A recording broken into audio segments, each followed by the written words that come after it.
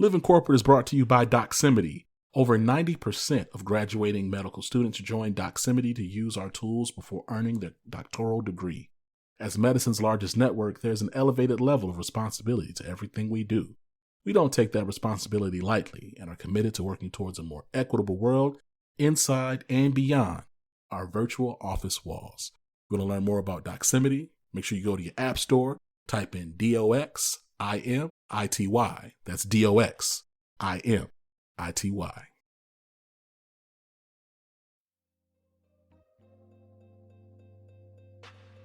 Hey, hello. This just anti-blackness is just running rampant. And I think the thing right now that is at top of mind for me is really watching the white women and white people in the DEI space really just not get it and really just watch how their own internalized anti-blackness shows up in just how they maneuver about everyday life. And so when I think about, this concept around people saying that they don't see color, this concept around, oh, everybody should be treated equally, this concept around, why are we making everything about race? It has to be discussed. And it has to be discussed from the lens of anti-blackness. And it has to be discussed from the foundational lens of how people believe and think and operate based on what they've learned, based on how they've been conditioned, based on what they have been consistently rewarded for acting within specific confines. And so when it comes to not seeing color, not seeing color and the ability to say you don't see color, that in and of itself is a privilege. Because the privilege is that you choose and you get the opportunity to disengage in anything that makes you uncomfortable. You get to disengage in things that make you uncomfortable. You choose to disengage in discomfort. And so by not seeing color, you disengage in discomfort. Because if you have to see my color, and you have to see me, then you know that your life is better than mine, even if you're poor, because at least you're not Black. You know that when somebody says, oh, this person is well qualified or that person is well qualified, you can say, oh, well, I don't see color. Well, yeah, you can say you don't see color. But if that person's qualifications had not been explained to you in severe detail, would you still be saying the same thing? So when you think about, this is an example that I don't even like, but what came to mind instantly when the word qualifications came to my mind was Ketanji Brown Jackson and her hearing versus Kavanaugh's hearing versus Comey Barrett's hearing versus Gorsuch's hearing. Those hearings, those were jokes. They were jokes. They didn't get asked anything serious. In all three of them, they weren't even qualified. But they were qualified to do what was necessary. And what was necessary, right, is to turn businesses into companies or into people, right? That's what our law says now, that businesses are people. Okay. And so choosing to disengage, right, in discomfort is in itself a privilege. Because as a Black person, as a person who has color, I don't get to not see color because I am color. I have on a black top today. whether I have on a black top, a green top, an orange top, or a white top, even though white is considered the absence of color and black is the absence of color, it's a color, you can see it. Now, very few people have that condition known as color blindness. And so when you say you don't see color, you're just disengaging in discomfort. So let's talk about that discomfort for a second. And let's talk about the discomfort of engaging in any conversation, any dialogue, anything of depth when it comes to Blackness and when it comes to Black people. Okay. My dog is snoring in the background. So it'll be really good that they'll have some music playing so you can't hear her. But when you think about having the opportunity to disengage in discomfort and how sweet that pleasure is, how great it must be that you can walk around in life and not have to be uncomfortable outside of those normal things that they say everyone is uncomfortable with, such as public speaking, such as live streaming, right? Or writing or doing anything that's communication in out in the public, right? Well, as a Black person living especially in a predominantly white space and especially living among white liberals, that's even more dangerous. Because if a person says they don't see color, then that means that they don't see my lived experience. That means they don't see my expertise or what I could bring to the table. It means they don't see me. And so when people say it to me, oh, I was raised blah, blah, blah, not to see color. I said, well, you were raised messed up. You were raised wrong. And your parents did you and Black people and people who are not white and who don't look white a disservice. I think about a conversation I had with a person a while ago who told me that they were diverse. And this person was a male and they were also gay. And they told me they also were left-handed and something else. And I had to say to the person, well, first of all, none of those things can you see just by looking at you.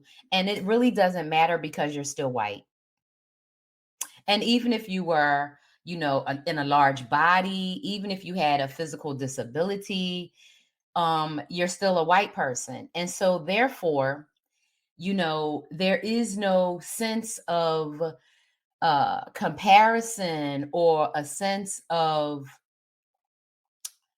camaraderie with the Black experience because you're still white. And what you have to understand is that the color of Black, the color of being a Black person, this wasn't even a color that we chose. We didn't say, hey, we want to be Black people.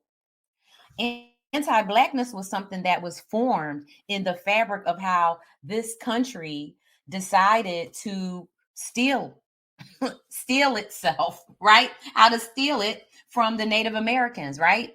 So in order for America to have gotten to where it has gotten and to have thrived this long, it's done so on anti-Blackness.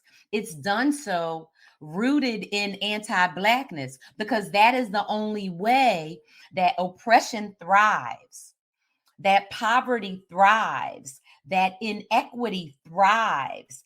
It thrives because of anti-Blackness. Because each person who comes into our community, who comes into the society, if they are not Black, they know they have somebody that they can what? Step on. Somebody they can crap on. Somebody that they can belittle. Somebody that they can treat worse. And Black people know that we don't have that person. And so when Black people get in those kind of positions, like in corporate and academic roles, and they do have that power, and then they use it to harm other Black people, I mean, that's coonery right there. And that's kind of something that happens. But It's because everybody sees color. Everyone sees color. And so I'm going to challenge white people and any person who was raised to see, oh, I don't see color. I'm going to challenge that thinking. Why is it that we don't see color? Because if we see black, then we see ourselves. If we see black, we see ourselves. Is that why we don't see color?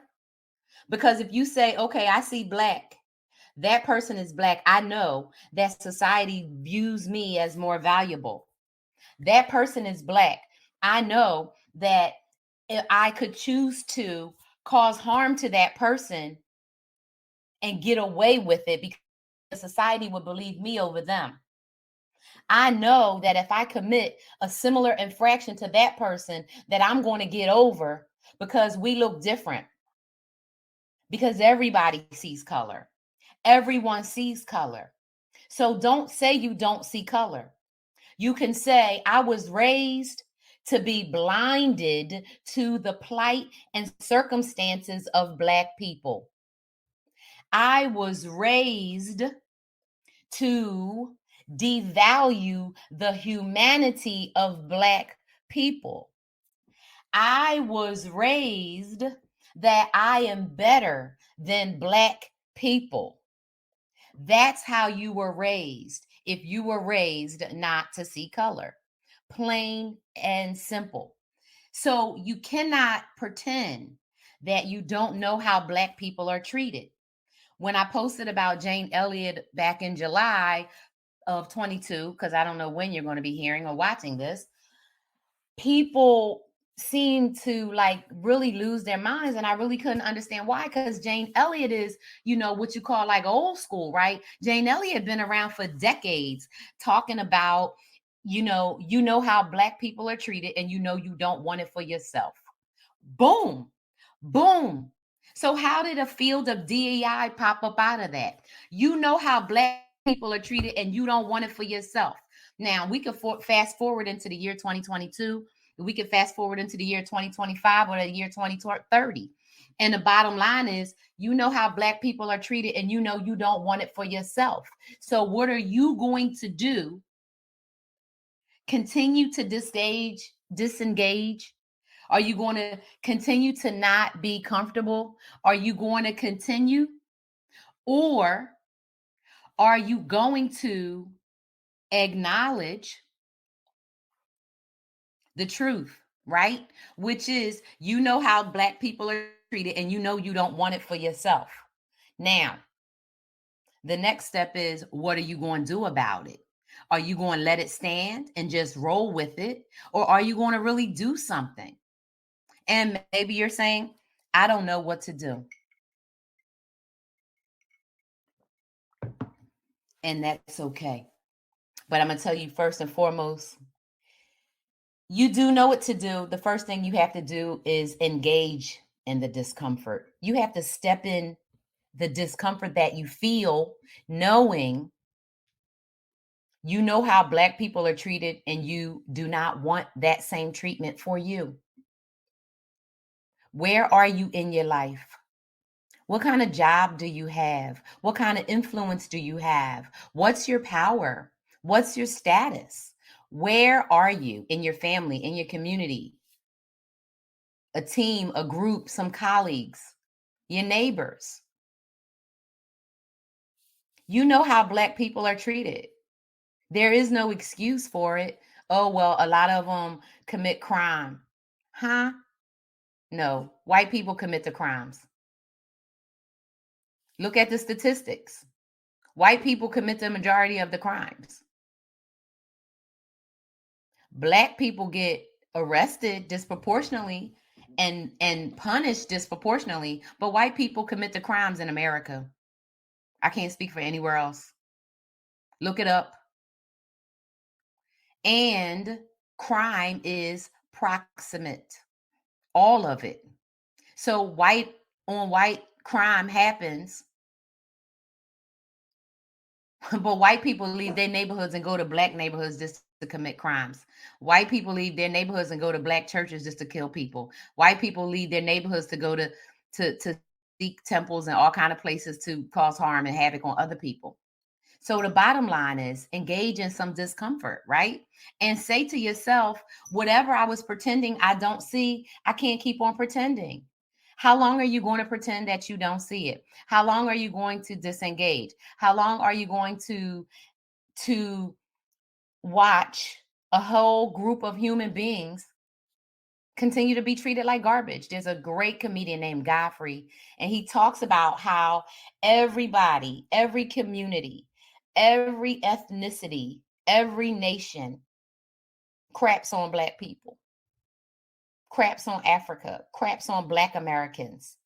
And none of the problems that are wrong with the world, or none of the problems and challenges Black people face, are the fault of Black people or anything of our own making or doing. America is going down the toilet. Why? That's because people are greedy, people are stingy, people are oblivious, and people are ill informed. That's kind of all over the place, but greedy, stingy, oblivious, and ill informed. It's true. The greedy, those 700 billionaires, and no, I'm not talking about Jay-Z, and I'm not talking about Rihanna, and I'm not talking about millionaires and people like LeBron James, because there's so few of them. We can't count them as like, oh, this is a normal thing, because it's not a normal thing. All of that stuff has been gate kept, and is still being gate kept because of gatekeepers and gatekeeping, right? Which is color based.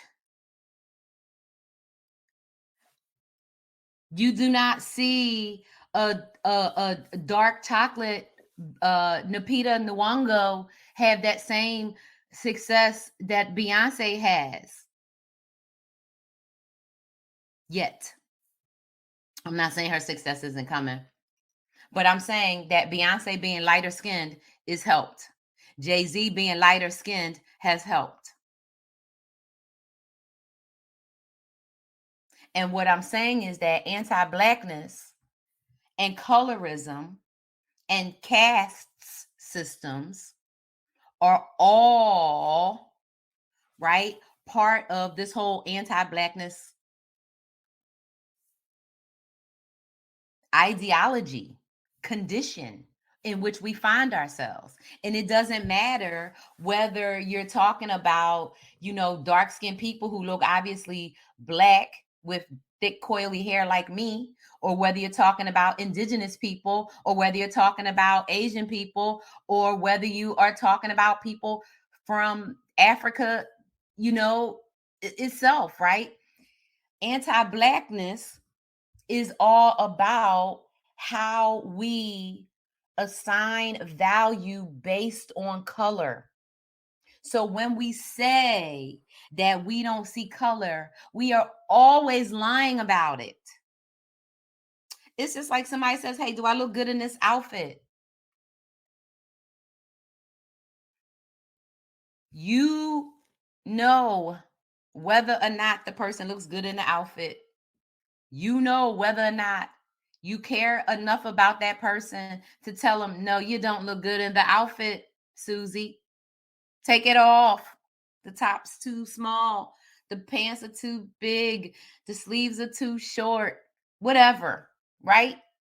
So, as a white person, you definitely know that you don't want the way Black people are being treated. You don't want to be treated like that, but you're not doing anything about it. And so, okay, what can you do? First and foremost, you need to acknowledge that what you have been taught and what you have learned was wrong. And you need to unpack it, meaning unpack that whole community of folks, meaning unpack that whole thing, meaning unpack everything, right? That has you in that mindset and made you believe, right, that it was okay to disengage from the pain of other human beings just because those other human beings have different skin. Number two, you need to address the impact of what you learned, right?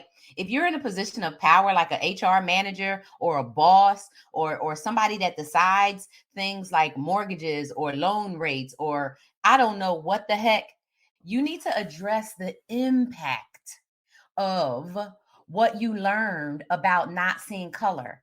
And you need to address the impact of what you have learned here today about that you do see color and that you have previously disengaged, right, from the fact that you do not want to admit that you see how Black people are being treated and you know you don't want that life. You know you ain't about that life.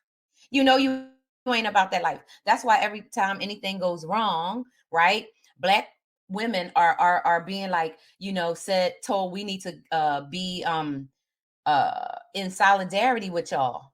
Huh? Because y'all need us, because every time y'all not ever prepared for anything, because you're not used to dealing with the impact, right? So you have to address the impact. And third, you need to amplify everything that you're learning with your circle. Your first and foremost circle, right, is your kids. If you have kids, if you are a parent, this is your primer. You have to unpack your own anti-Blackness. But what you have to do is amplify everything you are learning. So if you previously told your kids that you don't see color, everybody's equal, blah, blah, blah, you have to say, that's wrong. You got to be like Creflo Dollar. Creflo Dollar, after 40 something years talking about teaching and preaching on the tithe and how the tithe is biblical, he said, throw away all them tapes. You have to throw away all the tapes that says you do not see color. Makes me think of my colored pencils up there. If we didn't see color, there would be no color. Everything would be gray and we all would be colorblind. So don't do it, right? So you have to amplify your learning, right? With your family, with your friends, with your community, but first and foremost with your kids. Teach your kids that we all come in different shades, textures, heights, sizes, abilities. Okay? But in our country and in our world, people with darker skin get treated worse. And that needs to stop. And so you can start in your role as a parent by telling your kids, you're going to make sure that if there's a Black kid on the playground, you're going to walk up to him and say hi, and you're going to introduce yourself, and you're going to say, I would like to be your friend. And I know sometimes maybe the world doesn't treat you the way it should, but that's wrong. And I'm going to treat you like you should be treated. Now, because of COVID, I'm not going to say go in for the handshake or the hug, but you can go in for the elbow bump, right? And the ankle bumps, right? Me and my kids, my friends' kids, we do knee bumps and ankle bumps and hip bumps, right? You can hip bump, okay? But the bottom line is you have to amplify your learning in your circle. So as a parent, it is up to you as your child's first teacher to teach them the right thing, to teach them the truth, to make sure that you teach them, yes, in this world, it is an unfair and unfortunate thing that Blackness has been made to be bad in our world, in our society. However, Black is beautiful. Black is brilliant. Black is bold.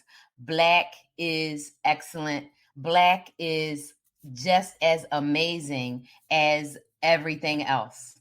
And there is no hierarchy of Black or white or brown or Asian or Latin or African or American or New Zealand or any of it, right? Is that has all been made a construct to continue to keep things going in the status quo's benefit. And so if you're a parent, never, ever, ever teach your children to say that they don't see color, because like I said, that's a dishonest assessment. It's a dangerous assessment, and it's a detrimental assessment.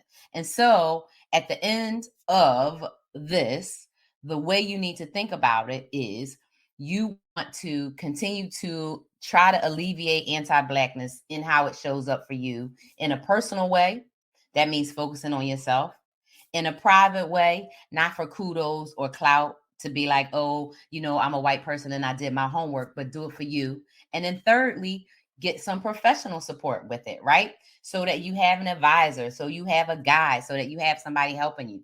If you have the opportunity to have therapy or to have interaction with folks who are doing that work, then that is what you want to do. And so I want to say thank you so much for joining this conversation, this anti-Blackness primer. You do see color. We do see color. And I want to make sure that you stay tuned for more content, not only about unlearning anti-Blackness and unpacking anti-Blackness to alleviate it, but to learn and grow in your leadership, to learn and grow in terms of how you're going to level up, to learn and grow in terms of what you're going to do to really leave a legacy for this next generation of people who have done something, instead of people who sat around and said, oh yeah, wow, it really got bad, in 2015, and then it just got worse and worse, and now here we all are. Level up, step up, right? I hate the term lean in, but I'll say it like in the cool way, lean in, right? And do something, right?